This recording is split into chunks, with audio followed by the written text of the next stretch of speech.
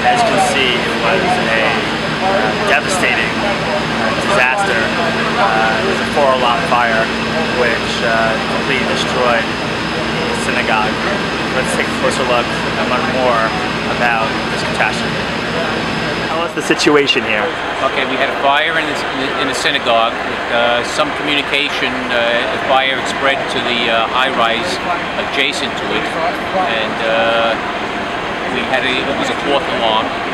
What does that mean, like a 4th alarm fire? Well, it was multiple alarms where we had a call over, I'd say 30 units here to fight the fire and then for relief. And you know, when you go into a fire, you never know what's going to happen. Is there any like evidence of foul play or? It's as with all large fires, it's under investigation by the fire marshals. Okay, we were worried about collapse. We didn't have any collapse. The buildings department is taking a look at the synagogue now, and they said it's structurally sound at this moment. When you spoke to some of your colleagues, what was their first impressions when they walked in? It was a large body of fire on arrival, which is unusual. Okay, so I know the building had construction, so it wasn't occupied at the time. That might have been a cause of delay in the alarm. What are some things that people can prevent, like these type of? Are there any ways to prevent these types of fires? Well, especially buildings that are under construction should have a watch guard here on the scene, and make sure that all equipment is turned off when they leave for the workday. And did that happen here? We don't know. We don't know. Actually, this has been a difficult couple of hours. Tell us a little bit about first call at this, this devastating fire. Your reaction. I got a call from Kenny Rockland at about 8:15 last night. I was just getting back from a Shiva call in a house of mourning in Riverdale, and he said, "Where are you?" I said, "I'm at 90th and 1st." He said, "I don't want to frighten you, but please come immediately to 85th and Lexington." And my first thought as I was driving there was, God forbid, maybe it's a person who was badly hurt or God knows what. And when I came here and saw the smoke, I was horrified, but I was grateful that it was only a building burning and not a person's life that was lost. Sure. And the building has been under construction, and you've been holding service. It's been under renovation. We've been holding services across the street in the Ramaz Middle School. So the immediate dislocation for us is not significant, but our whole present and future has changed in a matter of minutes. Right. And how has the community come out? The community has been fantastic. I think half the membership of the congregation was on Lexington and 85th Street. And I've gotten hundreds of emails and calls and offers of help and even checks and a commitment from one wonderful generous donor. He said, "I'll rebuild the roof. I'm a roof person." That's nice. So it's been, I have no doubt that the community will rebuild this synagogue and it will be, please God, more beautiful than ever. Yeah, and it's been amazing, like speaking to firefighters that helped tremendously in this. The fire department of New York was heroic. I thank God. I think there was one who was hurt. I'm not sure exactly how. Everybody else came through. There was no loss of life. The police were fabulous. The Department of Buildings has been terrific. They've already been through both buildings, the synagogue and the school. They gave us a somewhat better report on the synagogue than we actually thought. Remains to be seen. Right. Have you been inside? No, I'm not allowed to go. No, it's okay. I'm not allowed to go. Right. So you're a congregant, and obviously this is a devastating experience. What are some of your thoughts? It's a devastating experience, as you say. It's. I mean, I'm not just a congregant. My family's been in this synagogue for 7 generations. I'm the 5th. children and grandchildren, the 6th and the 7th. You know, we're KJ Ramaz people, and this is the center of our religious and educational life.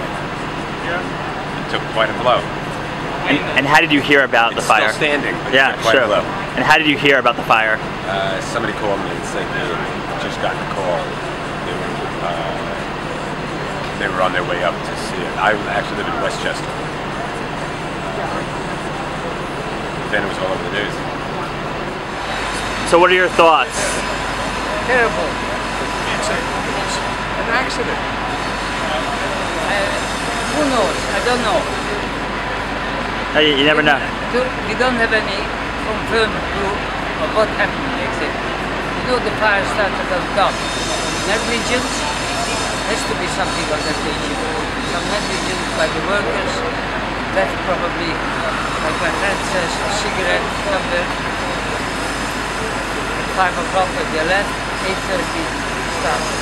Right. Well, we wait to hear from the fire marshals to see what they say. Did Right. you hear anything? Like, no, you don't know anything.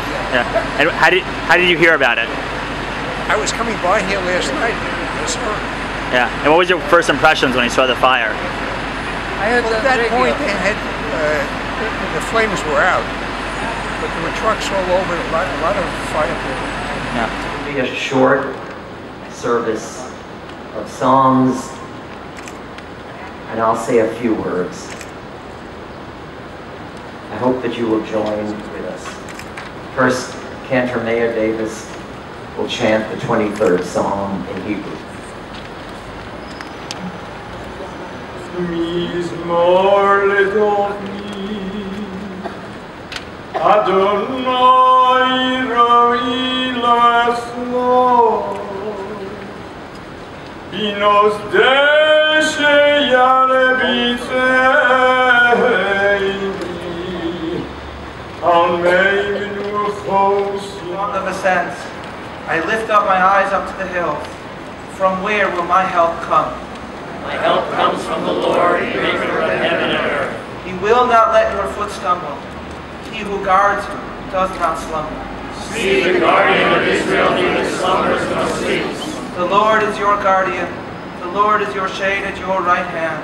The sun will not strike you by day, nor the moon by night. The Lord will guard you from all harm. He will guard your life. The Lord will guard your going and coming now and forevermore. Rabbi Eli Weinstock.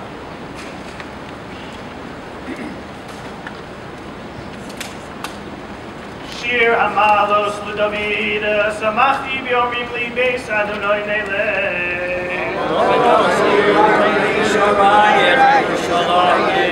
Yerushalayim Habnuya, Kir Shechu Brach Yafta. Mrs. Judith Fagan, the head of school of Ramaz, will lead the responsive reading of the 2nd Psalm in English. A song of ascents. I rejoiced when they said to me, let us go to the house of the Lord. Our feet stood within your gates, Jerusalem, Jerusalem built as a city joined together. There the tribes went up, the tribes of the Lord, as a testimony to Israel, to give thanks to the name of the Lord. Rabbi Alexander K.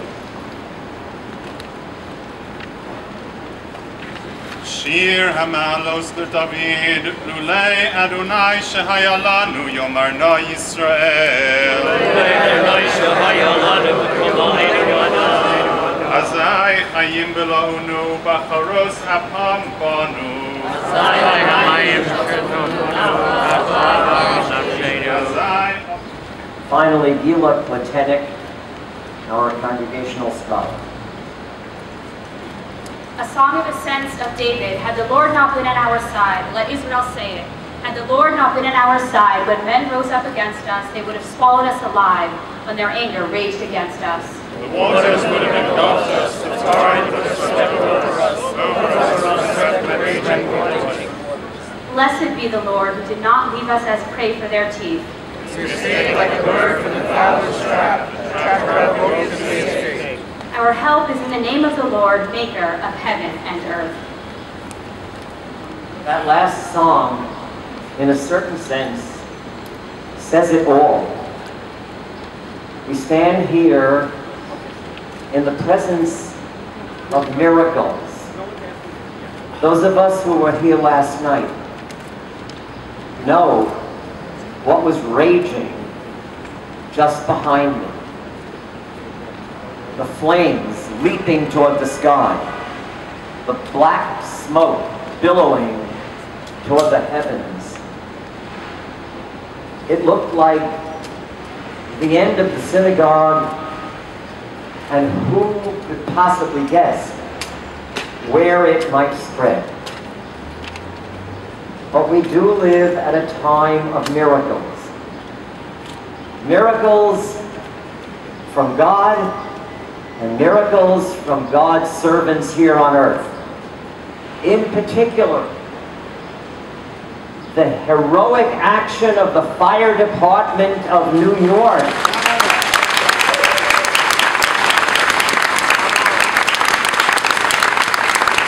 A fire department that has had to try to extinguish flames in many, many places, including almost 10 years ago, this September, on 9/11, when 9 of our brothers in the fire department on the other side of Lexington Avenue died trying to save people in the Twin Towers. Thank God, essentially no one was hurt this time. And the flames were extinguished. Thank God the police department came to our aid and organized everything in the most respectful and efficient way.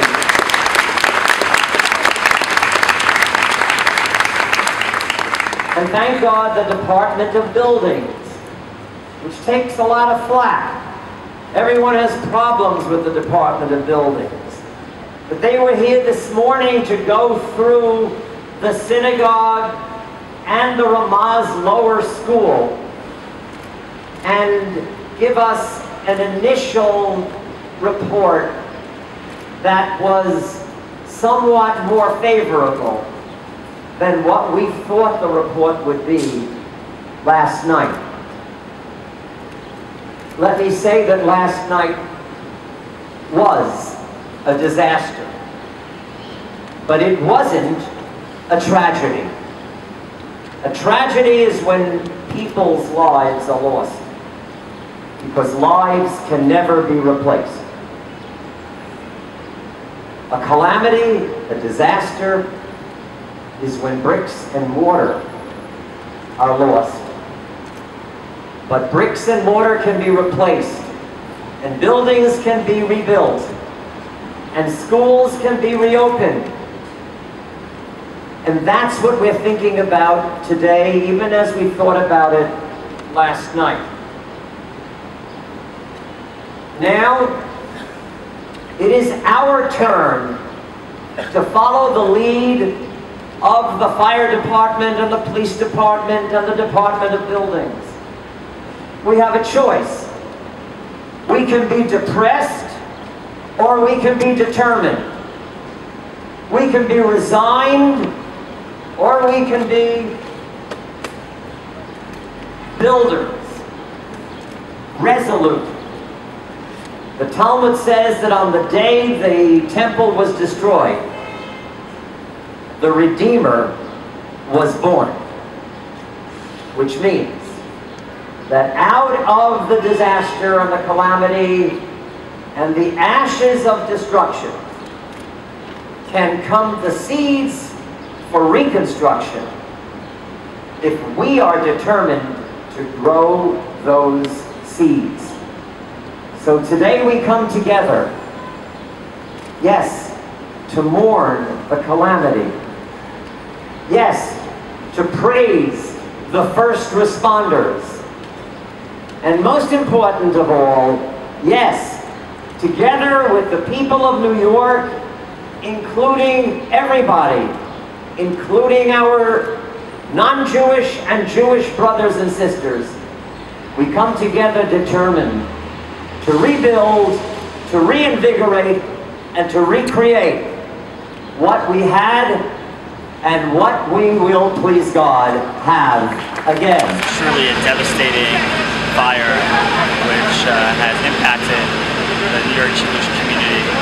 Luckily, nobody was hurt, and all the Torahs and holy scriptures were not damaged. This is our Herman. Thanks for watching.